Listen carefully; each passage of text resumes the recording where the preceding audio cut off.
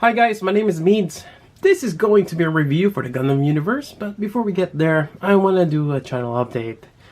And seems like I've been trying to do this every time I start to do reviews, but never really get off, or it never really continues. Basically what's happening is, to keep it short and simple, or a short answer, I'm lazy. And I've been doing toy reviews for quite some time now, several years, and it become a habit. Once I receive things, I review them right away, and I had a system. But that system is slowly getting outdated, and you get to the point that there's other things that interest me. There's also other things that I need to do in life. Or there's a lot of other things out there that kind of makes me want to explore more. That kind of deal. Essentially, doing figure reviews takes quite a bit of my time. Especially with my work schedule. I work swing shift. I work in the afternoon until midnight. I really have just the morning, and that's when I do most of my reviews, for a couple of years now. And there are things that I want to do in the morning. For one, I really need to exercise. I've been doing my morning walks, and it's been helping a lot. And I've been enjoying that, but it is a trade-off. I have to pick that. I could squeeze in doing reviews, but I also enjoy watching shows. I watch anime, Netflix, all that stuff. And on my days off, I hang out with friends, or there's some sort of gathering. So things happen. And I guess I could allot a day just doing straight reviews, but I find that I get burned out if I do a lot of reviews in one sitting. It's something that, it's hard for me to do. It's doable, just not something I want to. But also makes me realize that there's a lot of pre-ordered stuff. Even though I've kind of halted buying things, I have a lot of things lined up for pre-orders that it's coming up. And from time to time I check what's out there and what's available for pre-order. Like, oh, I gotta have that, since I've already started collecting the line. And it's like, why not? But I've really shortened the list. I've stopped buying new figure lines, which I like to do, try it out.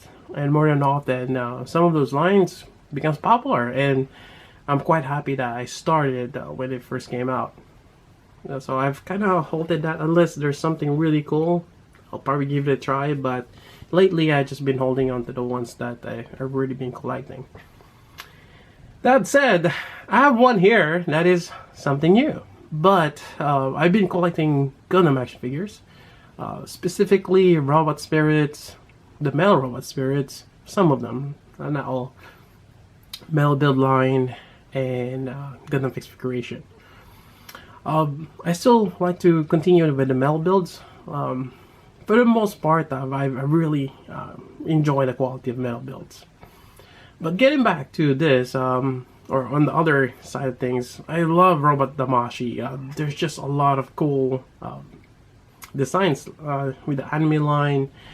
And this is a new take by Bandai. Well, not quite new, but it's basically a budget version of the Robot Spirits. It's kind of started with the Pacific Rim figures. These are about $20, maybe 25, or just depending where you get them, but not as expensive as Robot Damashi lately, which could range for probably the cheapest is around 40 unless they're on clearance, and could go upwards.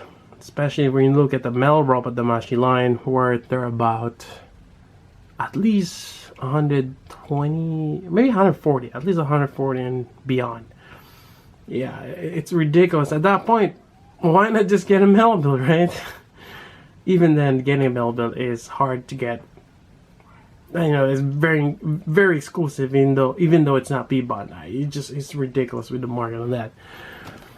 Anyways, getting back to this, I got this through Tato Hobby. It's a local hobby store, and I recommend that. And there's a link down below if you want to check them out. If you're in the area, please visit. It's one of the Gundam store that I'm very happy that it's still around. It's kind of hard to see local hobby stores that sells Gunpla. They're very few, and please support them if you have one near your area. So we have the Gundam universe here. This is the RX-78, the very first one. I was thinking of picking up the first 4, but I'm kind of skeptical. I had the Pacific Rim figures at one point. I did sell them. They're great, but the quality is just not there as I was expecting. I mean, you get what you paid for. That's the idea behind this. So here we go. It does look a lot bigger than the Robot Spirits. And I think a good analogy is this is kind of like your, what do you call that? Oh man, the name is just loading me now. Barnes & Noble, there we go. I've seen them, or I've seen that store sell a lot of this, and I think one of that is the push of Bluefin distribution. So, you know, that's a nice windowed box. And let's check out inside. There we go. I've I lost my train of thought there. It's kind of like your Marvel Legends to your figure arts. Your Marvel Legends probably about 6-inch figures. Your Robot Damage is about 4.5 to 5-inch. So there is that size discrepancy, and I'll probably do a size comparison in a bit. So, you know, nice box. This is typically something that you will see on the store shelves more often than Robot Spirits. And I think they're heavily pushing this on to, I think, what's that bookstore? Alright, here we go. We got a Robot Damashi Mark II here for comparison. I always have this on my desk. I usually use it for comparison, and it just reminds me of my first Master Grade. Alright, and as a comparison, we're looking at the Gundam Universe RX-78 here, about 6 inches, roughly about 15 centimeters. And the Robot Spirit, which are typically around 5 inches. So it's about an inch difference, but it is bigger. And again, this is kind of like how I compare Marvel Legends with figure arts. They're bigger. In terms of weapon, you can't really interchange them unless the hands allow them to. Especially with the Zeon mobile suits. They're typically bigger, but if they're gonna make a Gundam Universe figures out of them, they're probably gonna be bigger. Probably looking at 7-inch, which is gonna be cool. But we'll see how that goes, and they're probably gonna be more expensive than your typical. I think Gundam Universe again is about 25 bucks. We probably start seeing them maybe at 50. It kind of reminds me of that Gundam Assault figures. They're really small, but they went beyond, and they made a Psycho Gundam. Those just big figures that works with that scale, since the Assault Kingdom was small. But the bigger figures were even the Queen Manta. Yeah, I still remember that. They were almost over $100.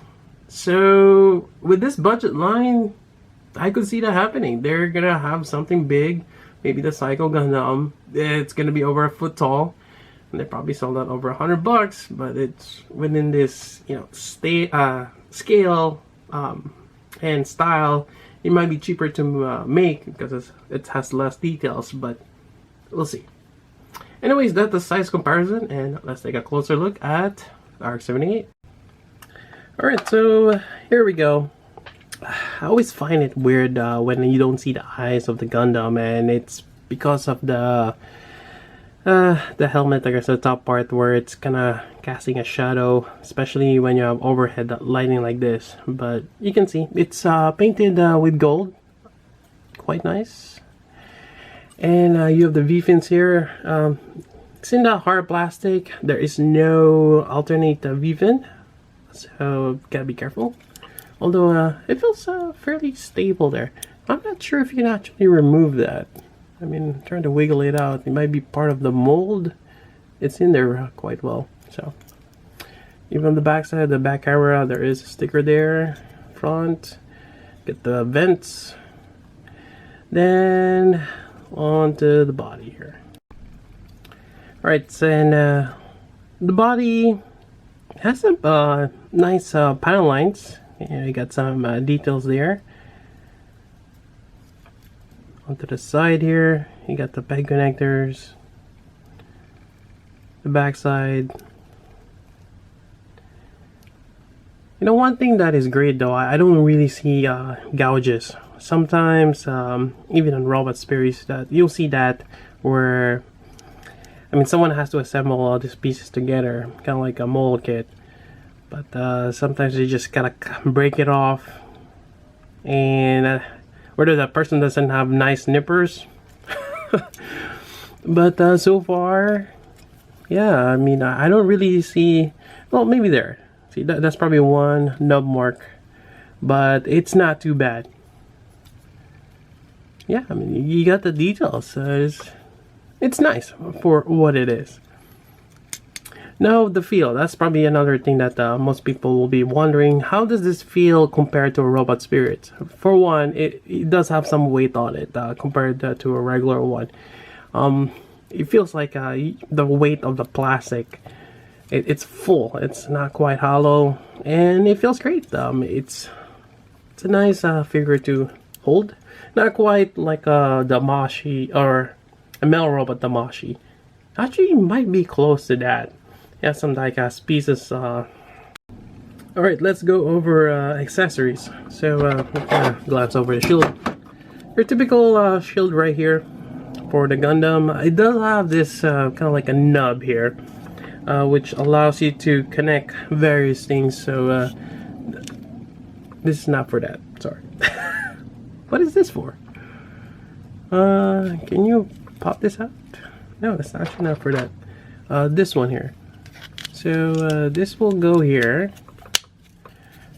and I think if you rotate this around, you have that peg, and you can connect it here. There we go, for the back. Now, supposedly, yeah, you can tilt the shield. There we go. This, I'm trying to think where this is going to be connected to. Oh, this is for the action. Oops. It should be on the bottom here. Should be more on the back side. There we go. If you have an action base, which we'll try in a bit. I'm just gonna leave it there. It's not really sticking out. I forgot to check if the thrusters can be moved. If they're fixed. All right. Otherwise, we're gonna connect this here. Typically. Now this has a little bit flex on them on the wrist joint, or I mean, sorry, the fingers. And let's see here. I gotta do a little cut there. The joy of getting interrupted on reviews. I just got a phone call. Anyways, getting back. So you just you gotta wiggle your shield handle onto the fingers there, and you're gonna tab it in place, and there you go. Got the shield. Now for the right hand, you got your rifle right here. The rifle actually has some good details on it. They even painted the scope or the sights. This one can move and pop out if you go over. But it's nice that they've included that movement there. Otherwise, you could have just had it fixing this angle right here. So quite nice. This though doesn't move. On some you can, and which allows the Gundam to dual or hold it with two hands, but not this one. Not that it's needed, but yeah, you never know what people like to post their Gundams with. All right, so it goes in there, and there you go. Other than that, you got your beam sabers. Right, let me just get them standing here. Yeah, there we go. So let's take one. It does come with two effect parts. They are just painted pink. I think it would be great if you kind of coat this with some silver, maybe just a slight highlight. They typically do that with clear plastic with robot spirits. This one it just looks like bubblegum pink. Alright, so this is just gonna peg in, and there you go. So I'm just gonna try it here with the right hand. So it works either way. It just kind of looks weird with the trigger finger out, but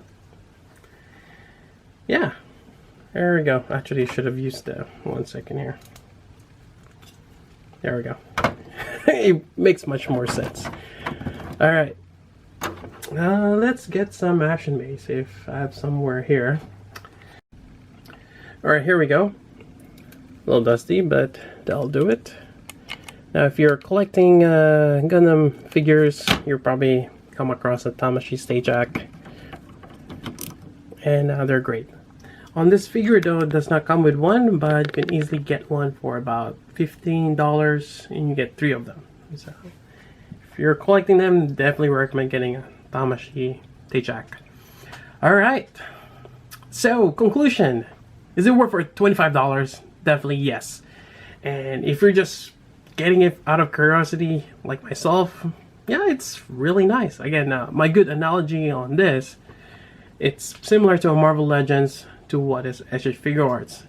The details is not quite there, obviously, but you're getting a fairly sturdy, and you got some heft to it also, and it's a little bigger. So maybe this is something that you're looking towards when you just want to have a Gundam figure displayed. I would say for the articulation, it is a bit lacking. It's going to be as great as a SH Figure Arts, but we never, oh sorry, no, a Robot Spirits, but we never know. Maybe they'll upgrade it, maybe they will have a more advanced design for the Gundam universe down the road. Sometimes they do that, like how we have Robot Tamashii now with some crazy articulation. It's really great. But hopefully this will get traction, and they'll make more. For me, it's gonna be sporadic on which one I'll get. It will be nice to get or start collecting this line, but for me, I'm gonna be picky. Kind of like how it is with my current state with the hobby. It's just, you get to the point where you have pretty much several iterations of the same thing. I already have the Gundam and pretty much all the figures and mold kits. It's like, it's getting ridiculous, but it's always a starting point for every mold kit and figures that Bandai makes. Yeah, anyways, that's it for the review. I recommend getting it. Again, $25 is not gonna hurt your wallet. I got mine from Tatsu Hobby. Please check out their website, and that pretty much concludes the review of this. Now, hopefully I make more reviews down the road. We'll see how that goes. I do have some cool things that I picked up recently from Tatsu Hobby. Yeah, I should really do like the Metal Robot Spirits Destiny. I do have the Strike Freedom, have the Destiny. Although I'm still hoping that they make the Wings of Light. So I'm not sure if I might wait till I get that, but I don't think we've heard anything from news or P Bandai release. It's probably gonna be P Bandai. Great. But yeah, anyways, we'll see. But for now, that's the review for this. Hope you guys like it. So until then, this is Meads. Thanks for watching. Alright, a little bit of a tip when taking photos. When you have the stage act, always try to hide that arm on the back there, and angle it with the way you have the front leg here, the way it's hidden. And I think for this figure, it's better to take a photo of it on an angle, looking down, because this one just have really long legs, and if you have it in this angle, the ratio with the chest is too small. So it's better when you have it up here like this. Yeah, I think that works quite well. And also, if you really want to remove the stage without photoshopping, you can probably put like a cloth here. I have one of this microfiber cloth where I clean my glasses, just like that. Or you could probably saw something else. And now you have an illusion of your figure flying. So there you go. I think that's a really nice shot right there.